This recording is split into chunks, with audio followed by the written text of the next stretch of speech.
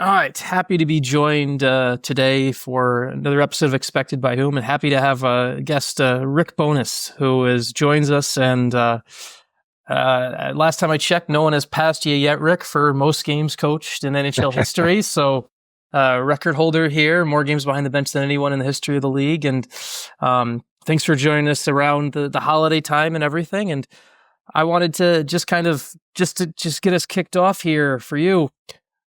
What have you been up to? I know you and I have talked on the phone, but our listeners haven't been privy to those phone conversations before. So just kind of get us caught up of what you've been up to since since stepping away after a long time behind benches for your entire life.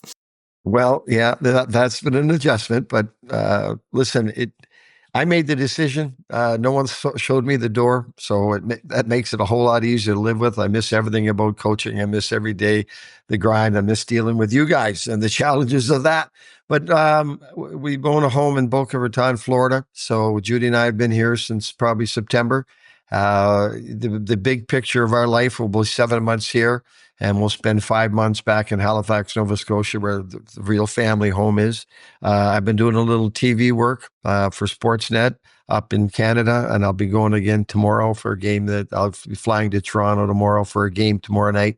I did a game with TNT. I think I'm going to do a few more games in the new year.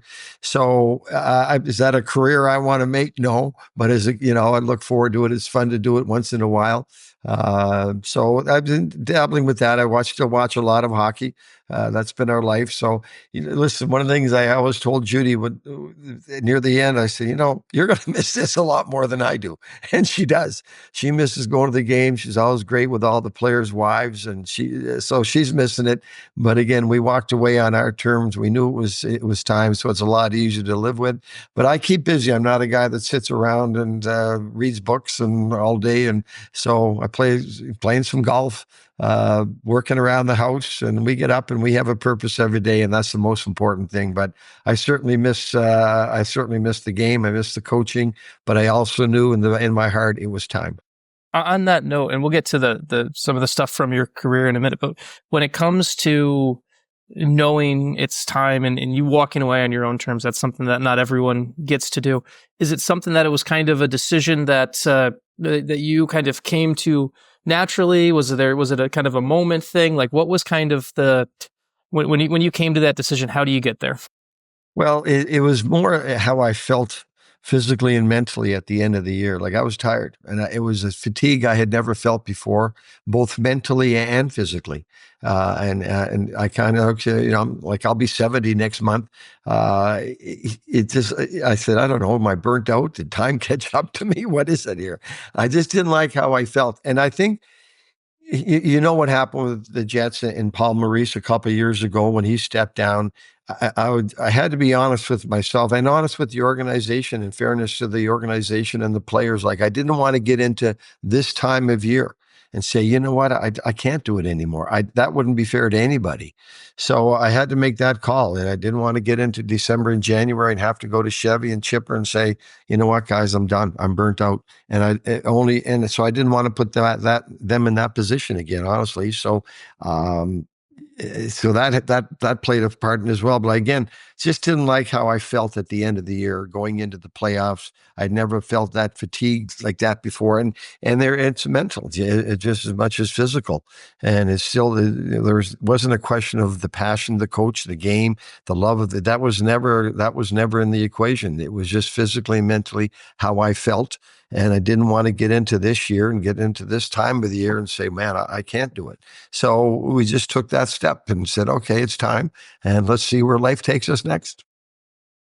So Sean just sort of asked you a little bit about what led you to wanting to decide to step away. I want to jump back about 2,700 games and about 40 years and actually think about what led you to want to move into coaching after your playing career. I think if my digging worked well, you had an opportunity as a player coach in the AHL with the Sherbrooke Jets. You did your homework. So I did my homework. I had to make sure I was ready for this. And so, I want to talk a little bit about that opportunity and then, what really led you to know that, I wanted a career in coaching. Well, I was nearing the end of my career, and I know I was only 26, 27 at the time, but I knew my days of playing in the National Hockey League on a regular basis were probably over. Did I want to spend the next 5 years of my life going up and down and playing a month here and a month? I didn't want to do that, but I always had a passion for the game, and I knew I did know I want to stay in the game. Now, at that particular time you're talking about, we had John Ferguson Sr., who was the general manager of the Winnipeg Jets, and I was up and down, and I was the older. I'd been the captain in the farm team or the farm team for a year. I was the oldest guy down there, and when they sent me down when I was 26, 27, we talked about that. We talked about, okay, when you're ready, do you want to get into coaching? I said, absolutely.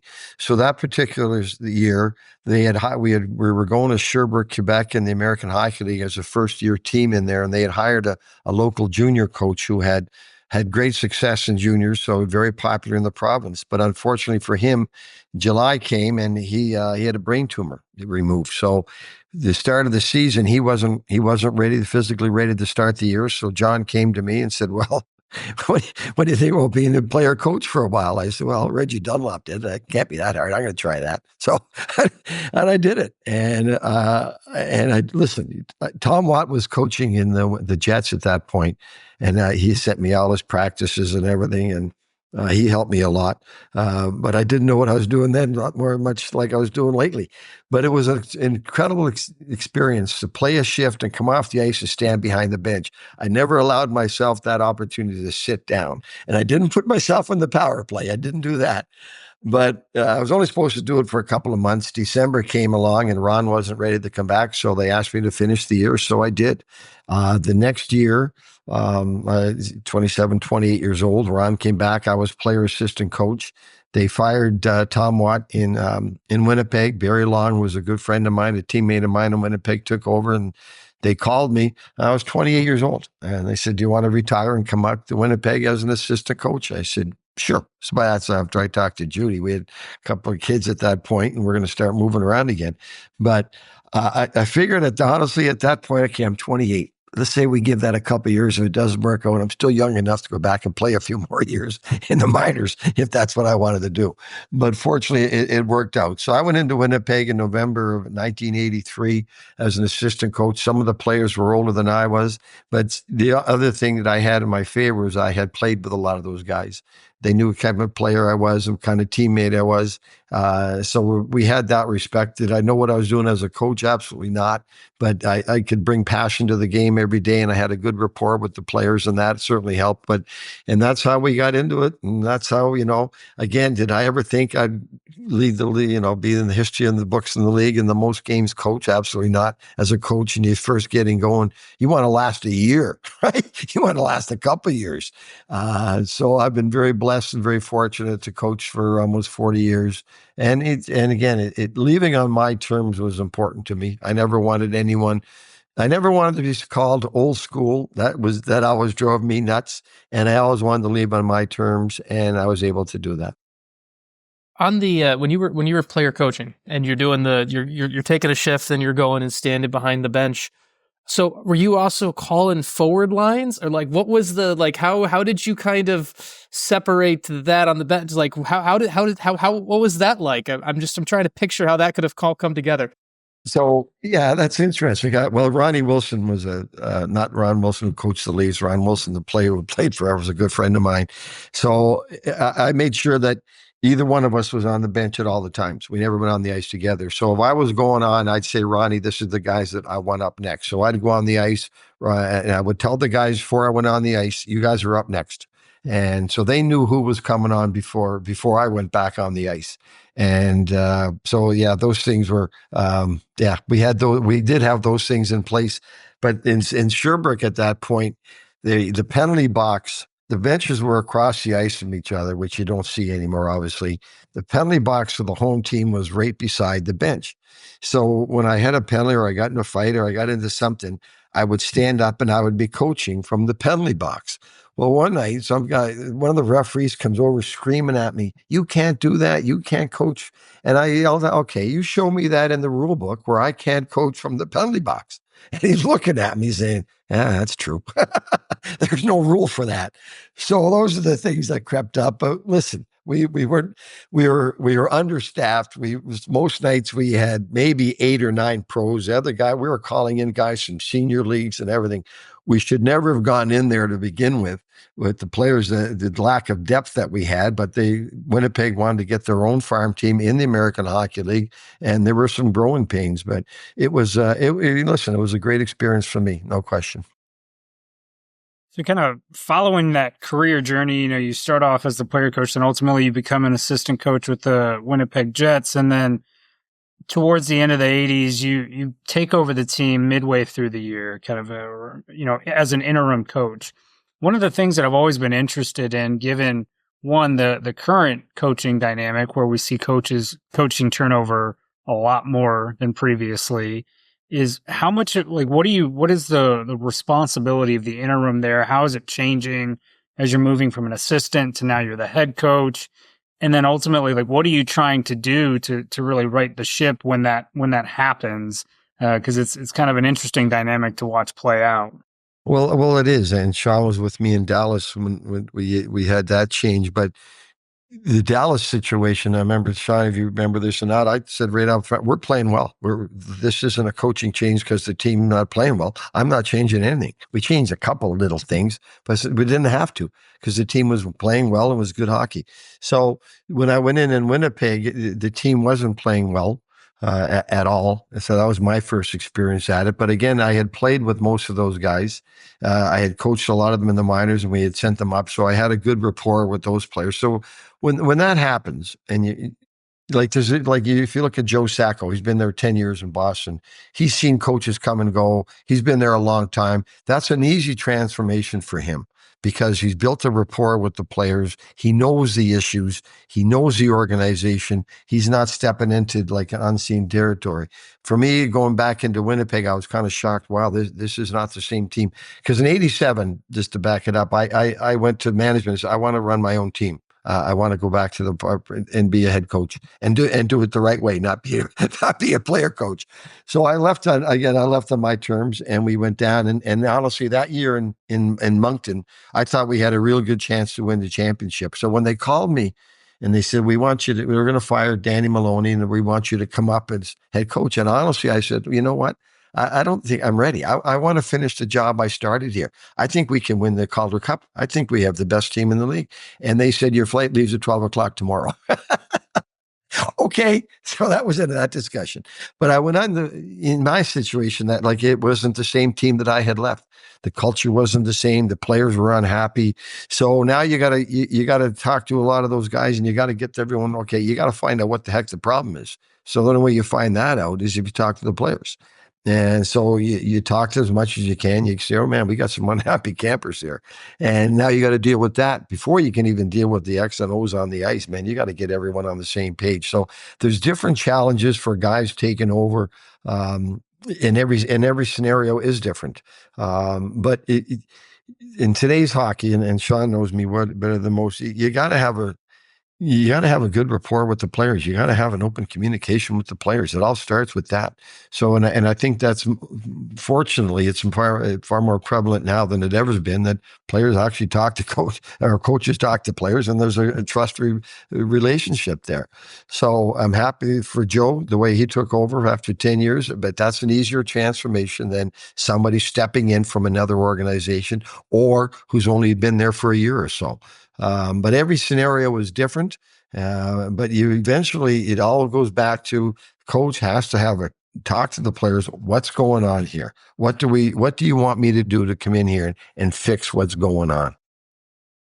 How has that dynamic changed with the evolution of staff sizes too, right? It's one thing when it was just you're going back to your first one, you're literally one of the players. So to now where there's teams where there's 2 assistants and associate coach, there's 2 video guys. It's such a large staff now. And so in your view, has the head coach evolution and it's evolved to both the player management and talking to them, but also working with the staff and divvying out responsibilities? How did that kind of evolve as you watched it throughout your career?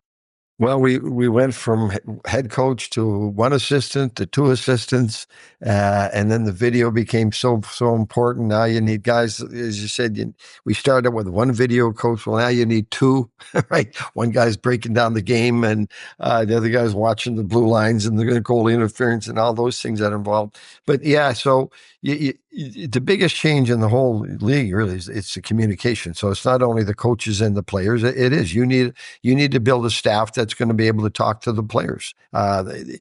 Listen, it's a big business now, much more so than ever. There's a lot of pressure on everyone to win now. Very few organizations are fortunate to say, okay, we're going to rebuild, and then that's always a process. But you've got to be able to. And there's again this condensed schedule. You need a staff that you trust. You need a much bigger staff today than we did before. We didn't play 4 games in 6 nights. We weren't going coast to coast as much as we're doing now. We weren't changing time zones as much as we do in our league now. So you need to have that staff. So now the staff is 4 coaches, 2 video coaches, and a goalie coach, right? So you have 7. It's gone from 1 25, 30 years ago to 7. But you need that. And you need to surround yourself with good people.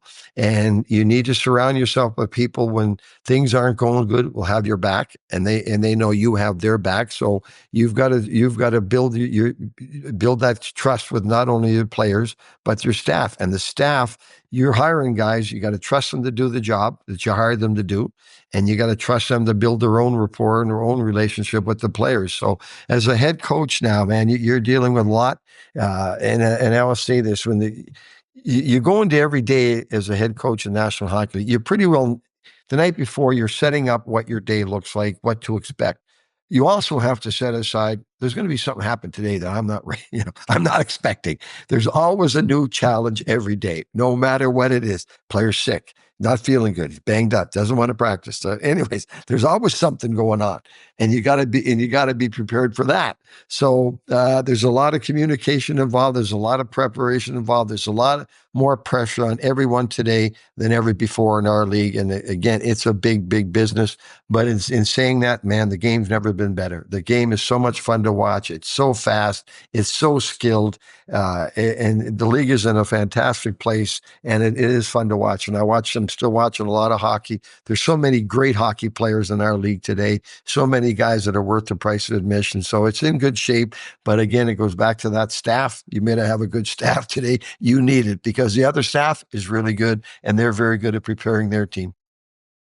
Yeah, in your answer there, you touched on a couple of things. One, just the pressure to win right now, but then the other aspect being there's very few organizations nowadays kind of willing to say, yeah, I'm openly rebuilding, and these are all the expectations there. I want to better understand as a coach how you sort of handle both of those situations, as you've kind of had unique opportunities being on President Trophy winning teams and being on a first-year expansion team, and how those priorities are different from the top down, and how much of that really percolates to the coach, and then really how that impacts how you build those relationships and what you focus on with your players. Well, if you go back to that expansion in 92 with Ottawa was so bad, and the draft was so bad, they changed the rules the very next year when Anaheim and Florida came in. They had to change the rules. We were getting everyone's 3rd string goalie, everyone's 8th, 9th, 10th defenseman, and everyone else's 13th, 14th forward. That's all there was available, unless you went out and made trades, which Tampa did that year. They went out and traded for Darren Pupa, and that turned their team around. Now you're looking at these expansion teams and the money they're paying. Ottawa and Florida or Tampa came in at $50 million. Now they're well over $1 billion. Those teams and those cities deserve to have a good team. So all the expansion rules have changed for the betterment. So the new teams coming in are competitive, and their fan base has something to watch. But from a coaching perspective, like, okay, the pressure again on those teams, and Vegas kind of screwed things up a little bit for all the other teams coming in and having success. But the pressure on the coach is the same. We put a lot of pressure on ourselves to come in every day and do the best job we can, regardless an expansion team, a rebuilding team, a championship team, whatever it is. I know in Vancouver you talked about that a little bit. We went in there at Alain and I, and we kind of looked at each other, and they made a huge trade that year, getting Luongo for Bertuzzi from Florida. So we kind of looked at that. We saw the Twins. We saw Kevin B. We saw enough talent. You know what? This team's going to be really good. So we worked closely with management. We worked closely with the players, knowing that we're going to get there. This core is good enough. They're good enough players, and just as important, they're good enough people and good enough professionals. We're going to get there. We're going to keep getting better, and we did. So, Rick, you touched on kind of on the expectation and building a group together, and multiple spots and everything like that. One of the things I kind of wanted you're a big people person, a big relationship person, and obviously that's huge, and never going to downplay that. But there is a systems and a hockey evolution and the way the game is played that it was a big part of your job. And for you, as your career went and the way the game was played, how did your view of how the sport was played kind of change throughout your career? Well, yeah, everything has changed about the game. I mean, and it's so much faster. The players are coming in today. They're better educated in terms of nutrition and conditioning, and they're better skilled. They are. Training camps, wasn't that long ago. There were 3 weeks and you 2 days. Well, now it's 2 days of camp and you're playing exhibition games. So that tells you the commitment and the changes in the players and their attitudes about conditioning and nutrition and everything else. They know it's a job. They know it's a big opportunity. They know it's a big business, and they're prepared for it. The game itself, the shift should be 20 years ago, it used to be a minute and a half. And now, man, if it's 35, 40 seconds, you see a huge drop off in the players. We're an anaerobic sport, but you need that strong aerobic base. You'll always have to have that. But man, it's a fast paced game. The players today are probably, they're force-fed a little more into the league. They're not going to the minors for a year or two to learn how to play and game management and things like that. So there's a lot more coaching involved with the young players, and they want to know. And that's the best thing about these kids today, man. They want to know, and they have questions, and you better have the right answer, right? But in a lot of them, they're coming in, they're playing 25 minutes in college or 25 minutes in junior. Now all of a sudden they're playing 15, and they're not on the number one power play. And you got to be able to soothe those egos and explain the process to them and walk them through that. So that's why that communication is more so. It's far more important now than ever before, because you have to walk your players through a lot of things that have changed in their career. They're all of a sudden they're surrounded by big money, and you know how we travel in the National Hockey League, and and I keep telling them, every one of them, every day in our league is a blessing. It is the way we're treated every day in the National Hockey League is a true blessing. You got to get them to understand and respect the league and respect the game. Like, there's a lot involved with dealing with the younger players today. But again, they all want to learn, and they're just great to work with. It keeps you young. And again, I said earlier, I hate that old school label. I never wanted it. So I always worked hard to make sure I was never labeled that, because that's just an easy out to give somebody a label out. It's old school. Well, I don't believe in that. But anyways, the challenges of coaching in the league today, and that's what it's all about. You've got to help your young players adapt quickly, adapt or die, man. Because if they don't adapt quickly, you're not going to survive. But that's what it is. That's the challenges of the day. And your elite players and the league today. Everybody says you're not going anywhere unless you're best players. You're best players, and that's very true. But you also have to make sure the other 6 forwards and the other 3 defense are feeling part of the team and feeling an important part of it, man. But you're not winning anything without the top players being the top players, but man, when they're not on, you need that supporting cast to make the difference. And that goes back to the coaching staff. It's not just on the head coach, it's on the other coaches to make all those guys feel important and a big part of the team. Yeah, I love that answer, because one of the common things that comes up for us is just how important communication is nowadays. And we've talked to, people in front offices, people in other leagues, people, all around the sport. And really it is coming down to that. I do want to bring up one thing that I think it's tossed around maybe as an old school rhetoric that has to change now is the NHL is not a development league. And I hear that said or written in a number of different fashions where, people need to be ready to be able to be there and then be, once they're in the NHL, they're sort of the player that they are. But I kind of want to get your perspective as we're talking about this development and the constant sort of coaching, the interest in learning, how you're continuing to develop these people, or these players as people in addition to their game, and how that sort of evolves really in today's NHL.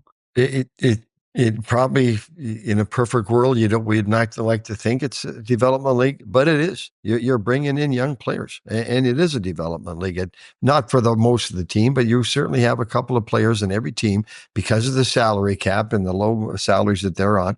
You have to help them develop and grow in this league. So it is a development league, and you're putting them in situations where, you know what, you might not succeed this time, but you got to learn from it. So that's developing, right? And you can't be afraid to throw those young players in those scenarios and say, okay, this might not work this time, but down the road, it's going to make them a better player.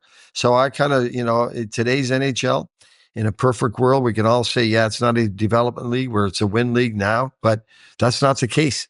Every team's got young players, and you have to help them. You have to walk them through it, and they need a lot of time, and they need you got to give them a lot of hug every once in a while. It's not in their face every day because they're going to get tired of that. You got to give them some loving as well, but they all have to feel important and a big part of the team. But I've always been a believer in the last 15, 20 years, man. You're developing some of these guys, and there's no shortcoming. Since that cap came in, and the lower end and the high end, and you got to make it work. You're working with players that you have to develop into national leaguers, and we did that in Vancouver, we did that in Dallas, we did that in Tampa. You have to take some times. And like last year, I'll give you an example. We sat Cole Perfetti for a couple of games, and it wasn't because Cole wasn't ready. We had traded for Tyler Toffoli. All of a sudden, you want to play Tyler Toffoli, who's got 30 goals in the Stanley Cup, or a guy that's never played in the Stanley Cup playoffs. Well, that's a pretty easy decision. But I kept telling Cole, in my first year in Tampa, we sat Cooch in the playoffs against Montreal. So, again, it's all part of the development. But again, they have to understand that. You have to explain that to them. You just can't go to a kid and say, you're not playing. That doesn't work anymore. This is why you're not playing. And Cole hated not playing, but he understood. Okay, Tyler Toffoli's got 30 goals every year, and he just got a Stanley Cup. Okay, he should be playing ahead of me. But that has to be explained to him, and reluctantly, they have to accept it. Rick, kind of as you have, it's something where as a coach, right, you try to deliver that message as best as possible, and you try to get it through. But obviously, there's also times where you can't always control how the guy takes it on the other end. And like you mentioned the Cole Perfetti thing. I remember there was a story where there was an interview that Cole did in a Sportsnet story or whatever earlier this year where he talked about dealing with it and trying to kind of figure it out, and how you mentioned to him that you had done this before with Rope Hintz and Jason Robertson at your time in Dallas. Those were the examples that Cole brought up. As a coach, what's that balance like of knowing you're trying to do the best for the guy, you're trying to help him and do that, but you also have to know that there's two people and there's not way every single message will get through. And how do you kind of work through those things? Then you go to your staff, but you go to your leadership group. You got to get the leadership group involved, and you got to, like, this kid. I have to I'm going to explain this kid. He's not going to hear half of what I tell him, because as soon as I tell him he's not playing, he's going to lose the rest of that conversation, and I get that. So you go to your Jamie Benns, and you go to your Sagans, and you go to Sam Coach, and you go to those guys, and Adam Lowry, Mark Scheifele, and you get them. Okay, this is what's happening. We need you to go talk to the kid.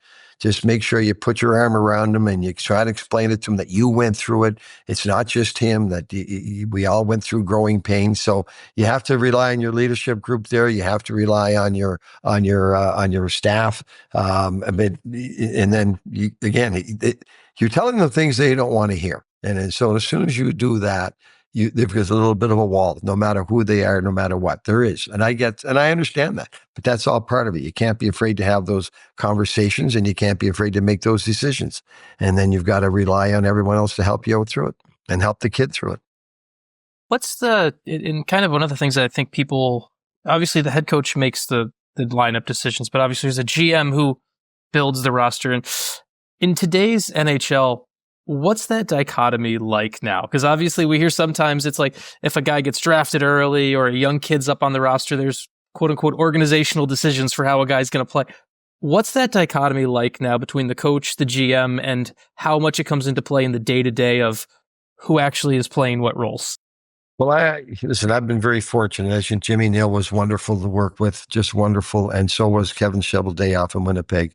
The coach's job is to coach the players that are there. There's no question. And the GM and the coach, they have that understanding. I'll coach, you bring in the players. That being said, you have to have those conversations. Well, what do you think we need? What do you think of this guy?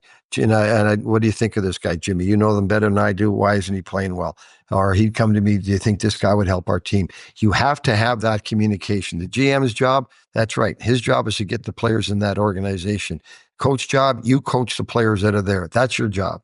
And that being said, you also have to have those talks and that open and trusting communication that you have that. No one's going to get rammed down your throat. You just have to make sure you have a good relationship with their general manager, that you're talking through these things and that you trust each other. That, okay, you're bringing him in. I trust your opinion on this guy. I trust you's going to help him. The GM is the coach. I trust you're going to get the most out of that player. You have to have those trust, but you have to have those communications, but you have to understand your role. You coach the players I give you.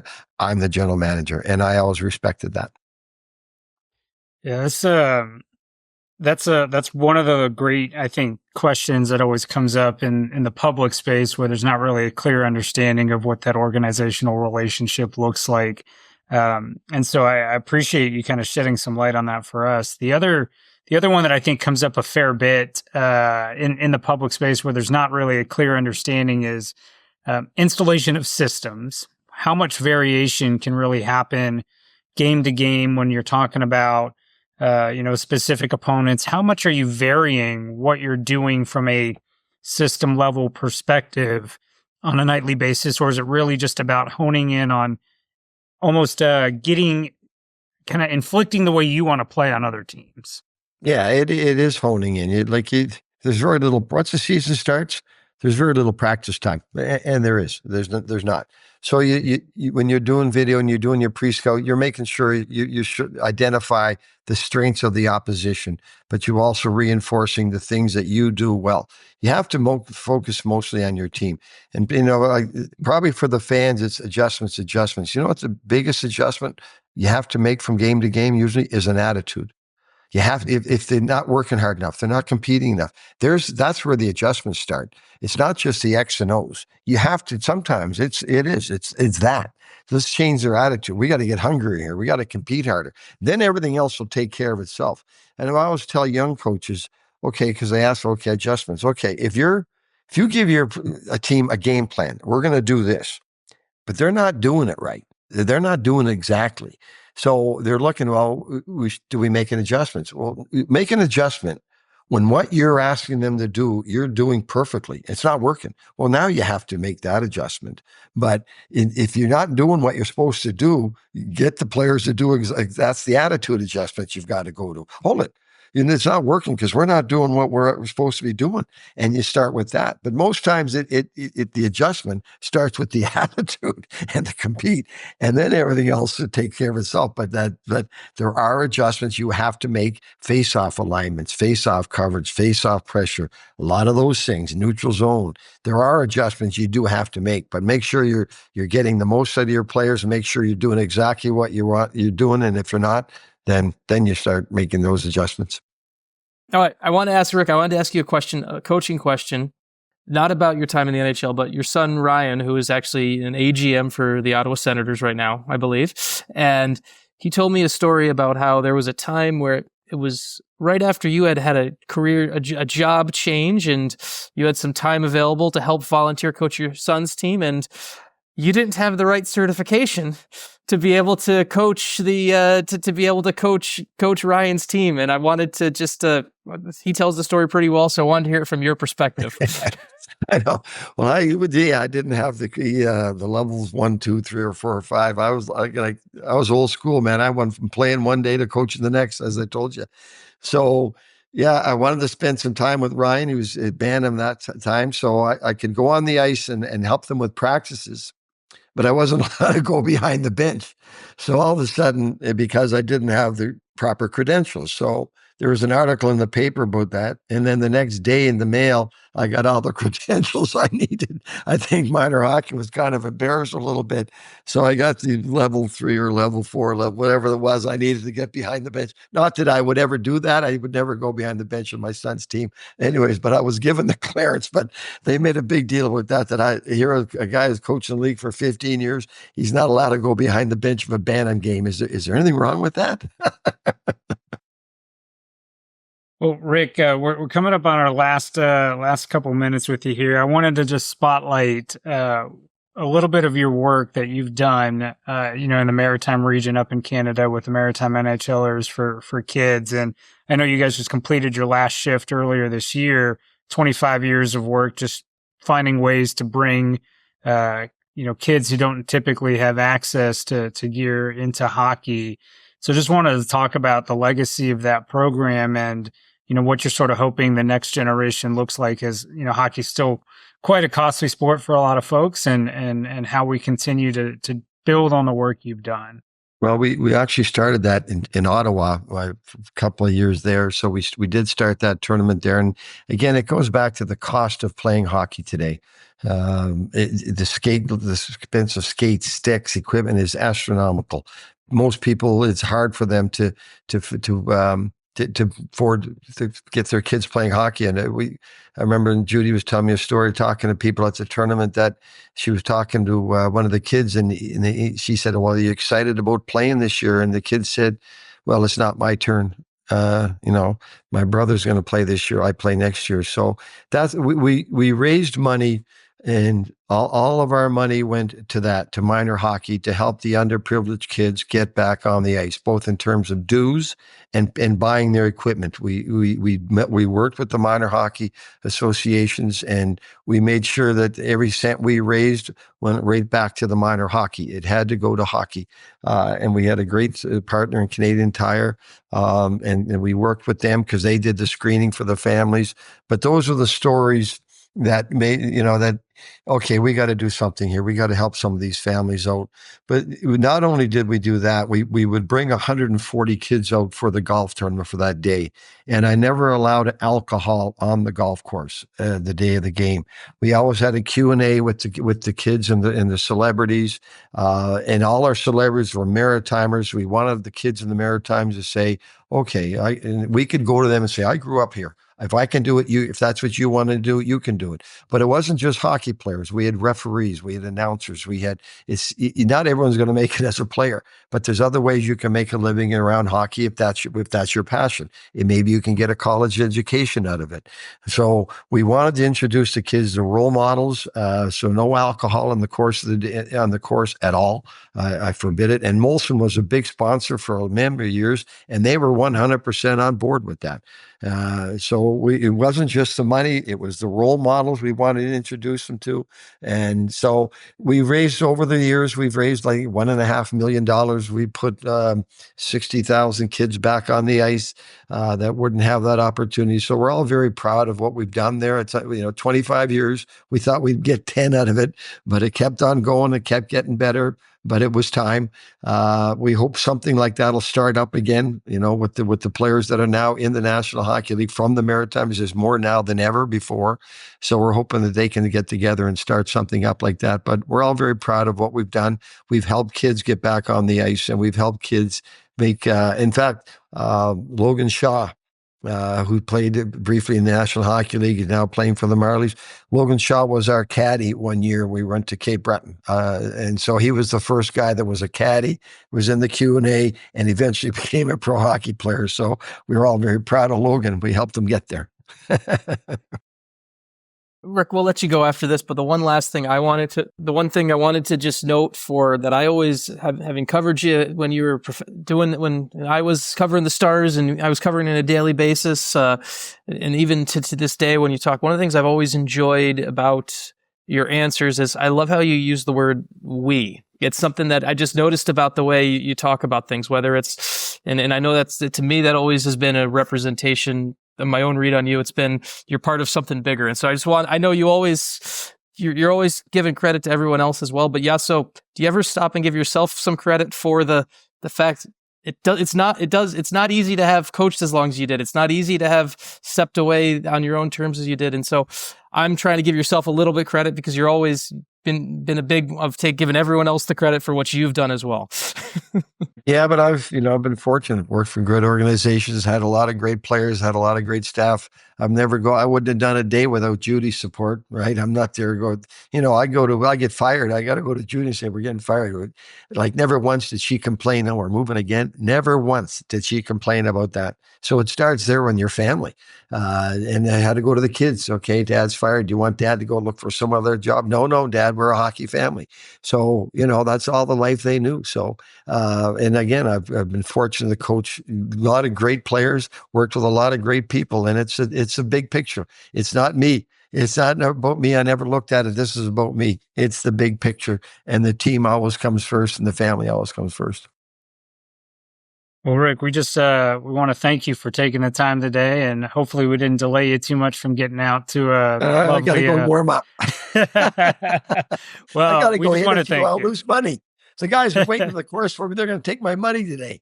That's exactly right. Well, so we need to make sure you get some warm up time here. So we just want to thank you for taking a few minutes to chat with us about your journey, kind of your experience in the NHL. No one better to really provide that perspective as someone who's coached the most games in NHL history. So just thank you again. Thank you, guys. Enjoyed it. Enjoyed the opportunity, and Merry Christmas to all. All the best in 2025. Talk to you soon.